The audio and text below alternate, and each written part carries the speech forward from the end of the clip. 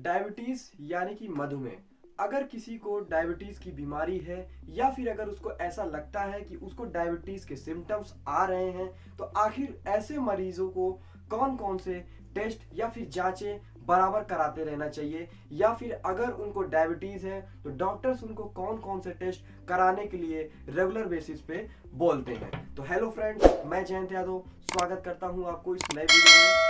आज की इस वीडियो में मैं आपसे बात करूंगा ऐसे टेस्ट जांचों के बारे में जो कि डायबिटीज के मरीजों को रेगुलर कराते रहना चाहिए और डॉक्टर्स उनको कौन कौन से टेस्ट सजेस्ट करते हैं। तो बात करें टेस्ट की, तो सबसे पहला जो टेस्ट होता है HA1C, जिसको ग्लाइकेटेड हीमोग्लोबिन टेस्ट के नाम से जाना जाता है। तो दोस्तों, इस टेस्ट में क्या होता है कि आपका जो ब्लड ग्लूकोज लेवल है ये पिछले 3 महीने का यानी कि 3 से 4 महीने की ब्लड ग्लूकोज की रीडिंग मेंटेन करके आपको बताती है। मतलब पिछले 3 से 4 महीने तक आपका ब्लड ग्लूकोज लेवल कितना रहा है।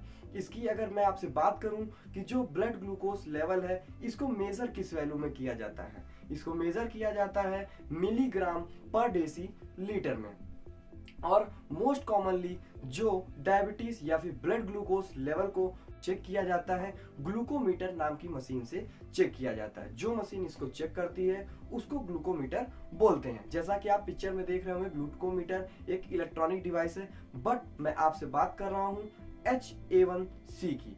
HA1C की एक और खासियत है, ये जरूरी नहीं होता कि इसमें आप फास्टिंग में है या फिर नहीं है। ये आपका अगर आपने कुछ खाया है या नहीं भी खाया है तो भी ये जांच कराई जा सकती है। आखिर आपके मन में क्वेश्चन होगा कि कितना इसका यूनिट या फिर वैल्यू रेंज होता है जब हम बोले कि हाँ HA1C नॉर्मल है। मैं आपसे बात करूं, अगर इसका जो वैल्यू परसेंटेज में 5.6% आपका रीडिंग या फिर वैल्यू आ रहा है तो माय डियर फ्रेंड्स, इसका मतलब ब्लड ग्लूकोज का जो लेवल है आपके बॉडी में बहुत ज़्यादा नॉर्मल है, या फिर आप कह सकते हैं एकदम आपकी कमांड बहुत अच्छी है अगर डायबिटीज़ के पेशेंट हैं तो। लेकिन इसी का जो लेवल है ब्लड ग्लूकोज लेवल का, अगर ग्लूकोज का लेवल 6.5 से अबव है तो इसका मतलब दोस्तों आप खतरे पे हैं। इतने ग्लूकोज के लेवल पे आपके मेजर ऑर्गन्स डैमेज हो सकते हैं। दूसरे तरीके की जो जांच है वो कराया जाता है रैंडम ब्लड ग्लूकोज टेस्ट। इसको हम लोग RBS के नाम से भी जानते हैं, जिसको बोलते हैं रैंडम ब्लड ग्लूकोज शुगर। आखिर क्या होता है ये RBS में माय डियर फ्रेंड्स, जैसे मान लीजिए कि इस समय मैं खड़ा हूँ, ठीक है, अगर मेरा मूड घूमा या फिर मैं सडनली फॉल डाउन हो गया, मैं बेहोश हो गया, कोई भी पेशेंट या कोई भी पर्सन सडनली बेहोश हो गया, अगर वो हॉस्पिटलाइज हुआ है, इमरजेंसी में गया है, तो डॉक्टर सबसे पहले उसका RBS कराते हैं। RBS कराने का मेन मकसद ये होता है कहीं किसी सामने वाले का जो ग्लूकोज का लेवल है कम हो गया, जिसकी वजह से वो चक्कर खा के बेहोश तो नहीं हुआ। अगर मान लीजिए कोई इमरजेंसी में गया है या फिर किसी को भी डायबिटीज की प्रॉब्लम है, उसने अपना ब्लड ग्लूकोज लेवल टेस्ट कराया RBS के थ्रू, तो अगर उसका जो सैंपल किया गया ग्लूकोमीटर से चेक किया गया, उसका जो यूनिट 200 मिलीग्राम पर डेसीलीटर आता है, यानी कि 200 अगर उसका शुगर आ रहा है तो इसका मतलब दोस्तों उसको शुगर की प्रॉब्लम नहीं है।